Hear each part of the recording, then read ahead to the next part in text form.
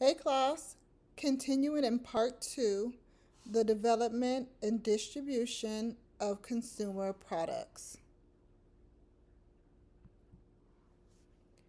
In chapter 7, brands and private labels, will explore the merchandising of brand name products as compared to private label goods. Private label merchandise is produced exclusively for a sole retailer. All of us can recognize and identify brand name merchandise. We identify merchandise by the name or logo. In some instances, brand loyal customers are able to identify the brand by the product characteristics such as styling or prestige. The range of distribution geographically classifies a brand as regional, national, or international. Regional brands are distributed in a specific geographic area, such as the West Coast. National brands are available throughout the country, and international brands are available both domestically and internationally. National and international brand name merchandise benefit from broad recognition as they are able to appeal to more consumers. Private label merchandise is either owned by the retailer or the retailer has exclusive rights to the use of the label's name. Private label merchandise is produced per the retailer's specifications. Retailers provide the standards and guidelines for the production.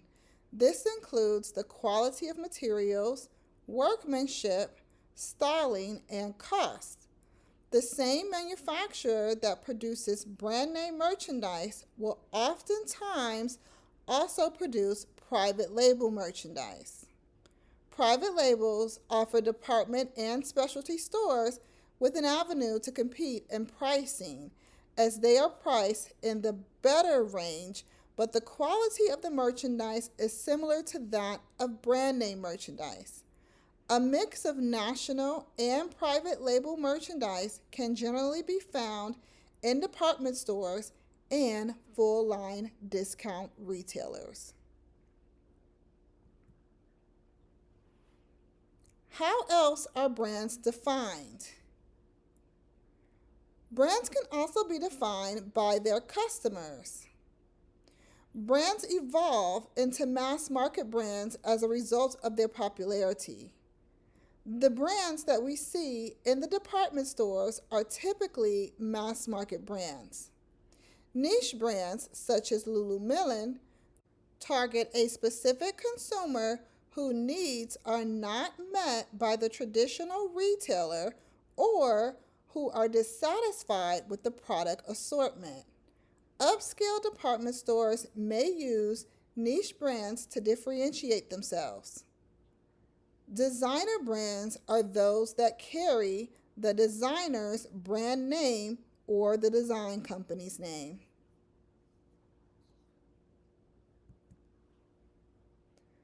Like fashion, brands also have a life cycle that is dictated by the consumer's acceptance or rejection of the brand. Over time, brands that lack innovation will become obsolete. But in some cases, these brands are able to make a comeback years later. Fila and Champion were very popular brands in the 90s.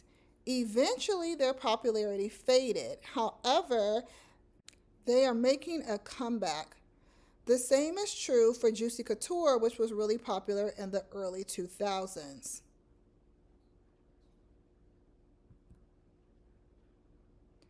The success of a brand lies within its ability to differentiate itself from its competitors. Ways in which this occurs is by pricing, product attributes, in use, the intended consumer, and channels of distribution. Positioning is often based on price. Think high and low end merchandise. Apparel lines are classified by a price and quality hierarchy. Within women's apparel, the following categories exist. Designer lines are the exclusive design of reputable design houses or brand name designers. These lines fall into the highest price zone and are typically afforded to the affluent. Examples include Ralph Lauren, Michael Kors, and Calvin Klein. Bridge lines. Bridge is a price zone between designer and better price lines. It is priced 30 to 50% less than designer merchandise. Some designers, such as Sam Edelman, Ralph Lauren, and Elie Tahari, also offer bridge lines. Sam Edelman has Circus by Sam Edelman, Ralph Lauren has Lauren, and Elie Tahari has Tahari. Offering lines within multiple price zones enables producers to capture business in more than one market segment. Contemporary lines appeals to the younger, trendy consumer, those in their 20s and 30s. Young emerging designers favor this category because they can offer their innovative, designer quality lines at an affordable price to a broad market. Examples include Laundry by Shelley Siegel and Jessica Simpson. Better lines appeal to the middle class with its medium to high price point. Mass market or budget lines are placed into the lowest price zone. These lines tend to be the private labels of mass market retailers, like value-oriented and full-line discounters. Examples would be JCPenney's Arizona line and Walmart's White Stag. Modern lines include national brands that appeal to the middle class. Guess, Levi's, and Puma are all examples. Here we have two pairs of shoes by Sam Edelman. Can you guess which pair is from his bridge line? If you guessed the shoe on the left, you are correct. The shoe on the left is from Edelman's Circus by Sam Edelman line.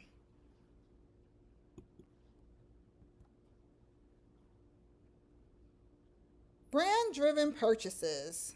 Consumers who consistently purchase the same brand are labeled as brand loyal consumers.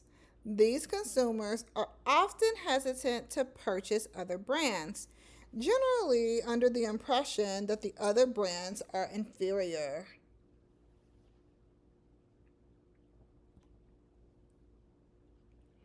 Brands in retail stores. Reputable retailers can catapult the success of a brand, helping to define that brand's position in the marketplace. Brands use advertising as a means to distinguish themselves from the competition. Promotional aids, product training, branded fixtures, and signage are all ways in which brands define and position themselves. In some instances, retailers will assist brands with advertising. Brands strive to protect their image.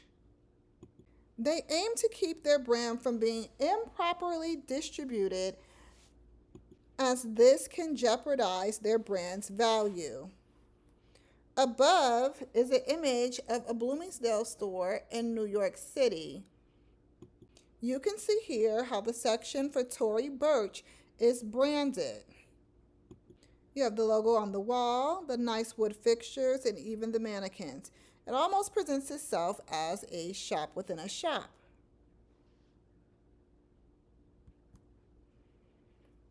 So perception. A line's brand positioning is also reflective of the retailer whom distributes it. What is your perception of brands distributed by these two retailers, JCPenney's and Macy's?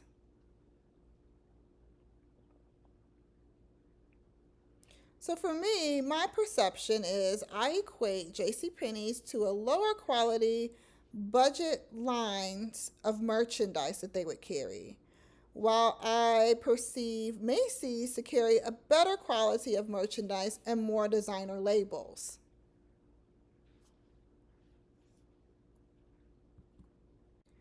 Brand extension expands a company's capabilities, capitalizes on the brand's reputation, its production expertise, and channel relationships. Horizontal growth is a strategy that brands use to diversify and expand its capabilities on the level that it is already successfully performing on. This occurs by developing and adding new product lines and by adding related products to an already existing line. Brands can also license their name to manufacturers who then create a wide variety of products such as bedding, phone accessories, and luggage. By licensing its name, the licensor enjoys brand expansion with little to no investment in product development, manufacturing, or marketing. To protect the brand's image, licensors often reserve the right to approve the material, color, quality, and design.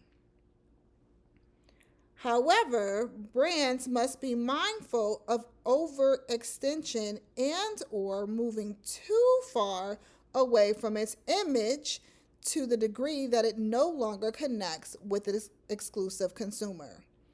Doing so can have implications on the brand's reputation and life. The licensor is paid a royalty fee of 2 to 15% for the use of its name, while the licensee benefits from brand recognition.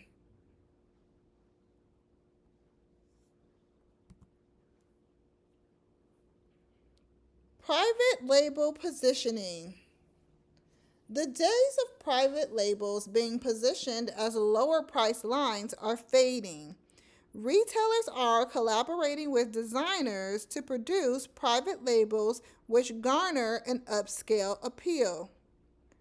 Exclusive lines are those brand name lines created exclusively for the retailer.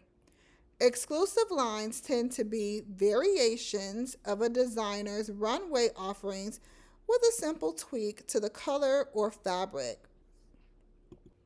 An example of an exclusive line, although not apparel, is Hearth in Hand with Magnolia Homes. This line by Chip and Joanna Gaines is exclusively offered through Target.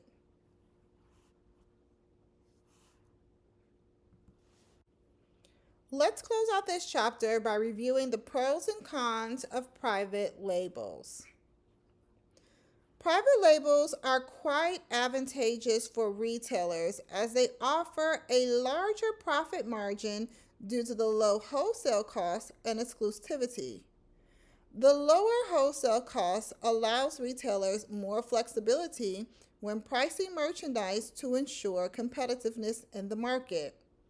The exclusiveness of private labels also provides pricing advantages and drives traffic to retailers as they're the only retailer to offer the line. Lines can be developed specifically with the retailer's target consumer in mind. All of this ultimately results in higher profits. While private labels can be highly profitable for retailers, they are capital intensive to produce and to market. Some consumers do not consider private labels as substitutes for brand name merchandise, sometimes considering them to be of lesser quality due to the line's price point.